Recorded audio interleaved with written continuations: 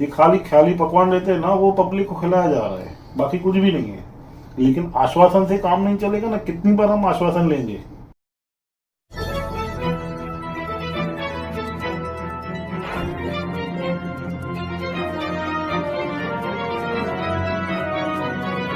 आगामी विधानसभा को लेकर नरेश रोहरा से एक खास मुलाकात। कहा, शहर के किसी भी नेता में डंपिंग ग्राउंड हटाने की क्षमता नहीं है। हर बार सिर्फ चुनाव के समय ये लोग आम जनता को बेवकूफ बनाकर, लोगों से झूठे वादे कर अपना उल्लू सीधा करते हैं। इस बार जनता उल्लू बनने वाली नहीं है और इस बार शहर की जनता बदलाव चाहती है। जिस प्रकार से आप सभी जानते हैं कि विधानसभा चुनाव का प्रचार बड़े ही जोर जोर से चल रहा है और ऐसे में सभी उम्मीदवार जो है फिर से विकास की वादे कर रहे हैं। लेकिन यदि बात करेंगे तो पिछले कई सालों से, पिछले 15-20 सालों से जो है जो वादे किए गए थे उन्हें जो है पूरा नहीं किया गया। शहर की यदि बात करें तो शहर के कई मुद्दे हैं जिनको अब तक हल नहीं किया गया है। धोखादायक इमारतों का मुद्दा हो, शहर के सड़कों का मुद्दा हो, शहर के अवैध डंपिंग ग्राउंड का मुद्दा हो, इन मुद्दों को हल करने में जो है शहर के नेता, शहर के विधायक, शहर के अगर हम बात करें तो यदि हम बात करें तो एमपी भी जो है सक्षम नजर नहीं आए कि शहर की जो समस्या है उनको हल कर पाए। ऐसे में इस चुनाव में फिर से जो है जनता के बीच जो है वादा किया जा रहा है कि विकास किया जाएगा, शहर को विकसित किया जाएगा। 140, 141, 142 में जिस तरीके से घमासान चल रहा है उसकी भी लगातार तस्वीरें हम आपको बताते आ रहे हैं। लेकिन यदि बात करेंगे तो 140 जो कि विधानसभा क्षेत्र पड़ता है, अंबरनाथ का भी हिस्सा इसमें आता है, हमारा शहर उल्लासनगर का भी कई हिस्से जो है कैंप क्रमांक 5 के जो आते हैं, जो कि काफी महत्वपूर्ण इलाके हैं। शहर का एक औद्योगिक इलाका है ये, और यहाँ पर रहवासी इलाका भी है। डंपिंग ग्राउंड के विषय में तो आपको पता ही होगा कि किस प्रकार से हालात है, जिसकी वजह से लोगों के स्वास्थ्य पर लगातार असर पड़ रहा है। साथ ही साथ कहना यह भी है कि कैंप 5 के कई इलाकों में जहां पर 140 विधानसभा क्षेत्र के इलाके आते हैं, वहां पर जो है विकास कार्य किया नहीं गया है, सिर्फ वादे किए गए हैं। इसकी नोकझोंक जो है देखने को भी मिली थी। टिकट बंटवारे के समय में विरोध किया जा रहा था व्यापारियों द्वारा, और जो समिति बनाई गई थी, डंपिंग हटाओ समिति जो बनाई गई थी, उसको भी लेकर जो है काफी विरोध देखने को मिला इस विधानसभा चुनाव में भी। और इसका जो असर ये भी देखने को मिला कि वानखेड़े को, जो कि उबाटा से उम्मीदवार हैं, उन्हें जो है समर्थन कहीं ना कहीं व्यापारियों का और जो समिति था उनका देखने को मिला। वहीं पर मुसीबतें जो है खड़ी हो चुकी है उम्मीदवार बालाजी किनीगर के लिए, क्योंकि नागरिकों का जमीनी स्तर पर कहना है कि विकास काम नहीं हुआ है, डंपिंग ग्राउंड का विषय जो है वो हल नहीं किया गया। तो इस बार जो है मतदान किस प्रकार से हम करें, हमारे साथ इसी विषय में बातचीत करने के लिए आज नरेश रोहरा जी जो मौजूद हैं, इनसे जानने की कोशिश करते हैं कि इतने सालों से जो है सिर्फ विकास की बातें की गई है, एक बार फिर से जो है विकास के मुद्दों को लेकर शहर में विकास करेंगे, इस तरीके का विकास होगा, इन्हीं बातों को लेकर जो है फिर से प्रचार चल रहा है। उम्मीदवार जो है इसी तरीके की जो है लोगों को आश्वासन दे रहे हैं। सबसे अहम बात यह है कि जिस तरीके से डंपिंग ग्राउंड का मुद्दा रहा, समिति आप लोगों ने बनाई थी, उसमें जो है आप से जिस तरीके से समिति को और इस समिति के कार्य को लेकर आप अग्रसर थे, तो अब क्या परिस्थिति है, क्या लोगों के बीच में है, व्यापारियों को क्या कहना है, विकास किस तरीके से हुआ, ये जानना चाहेंगे। देखिए, हमारे बालाजी किनीगर हमारे एमएलए है इस टाइम भी, 3 टर्म उनको हो चुका है जीत के। और 2016 में यहाँ पे अवैध डंपिंग ग्राउंड 15 दिन के लिए दिया गया था। आज उसको 8-9 साल हो गए।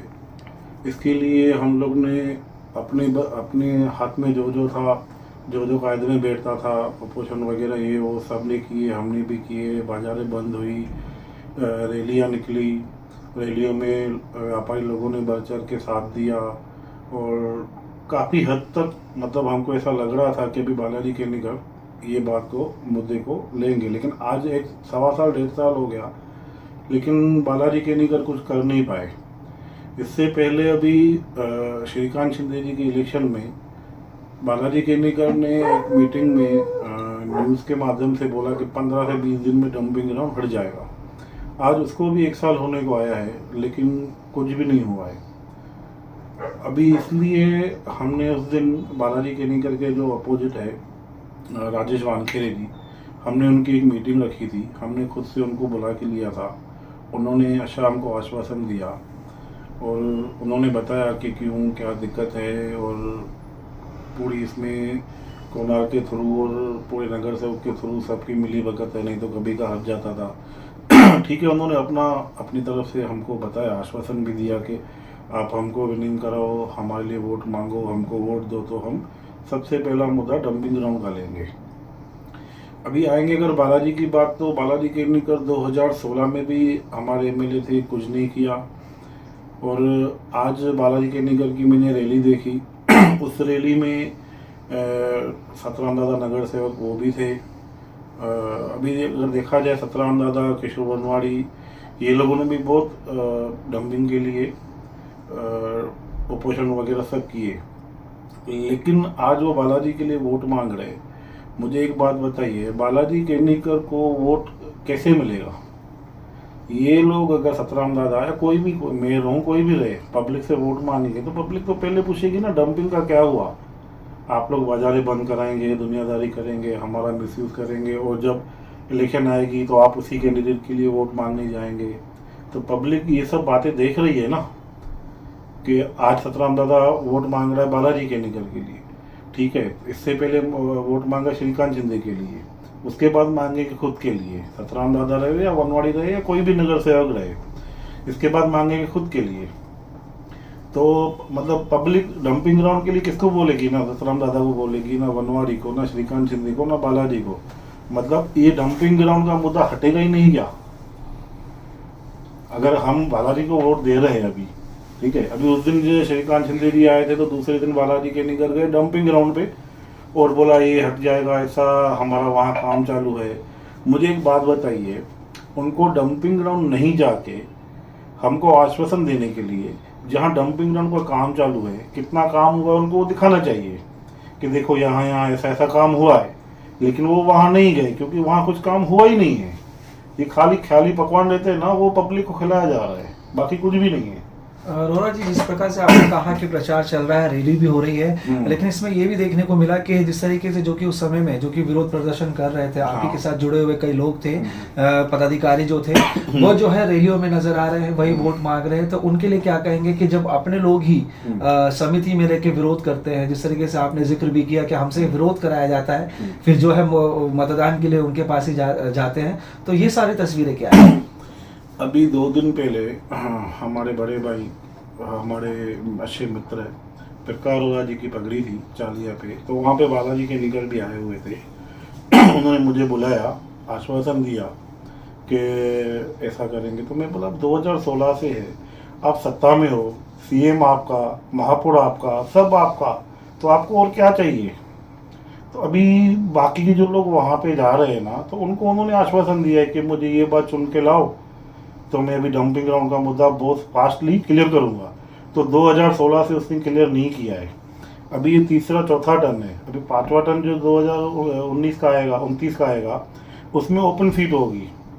अभी बालाजी केरनीकर रिजर्व सीट में है, ओपनली सीट में तो उनके लिए रथी महारथी आगे उतरेंगे।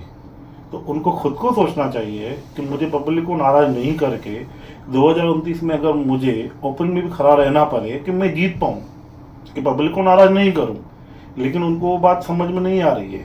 और बाकी के जो लोग, मैं मानता हूँ मेरे अच्छे घर के लोग हैं, लोग जैसे गोपी वाधवानी, जयमनानी परिवार मेरे घर के, मेरे बड़े भाई जैसे, वो लोग उनका काम कर रहे हैं, लेकिन उनको आश्वासन दिया गया है कि मैं सबसे पहले डंपिंग का ये मुद्दा हटाऊंगा।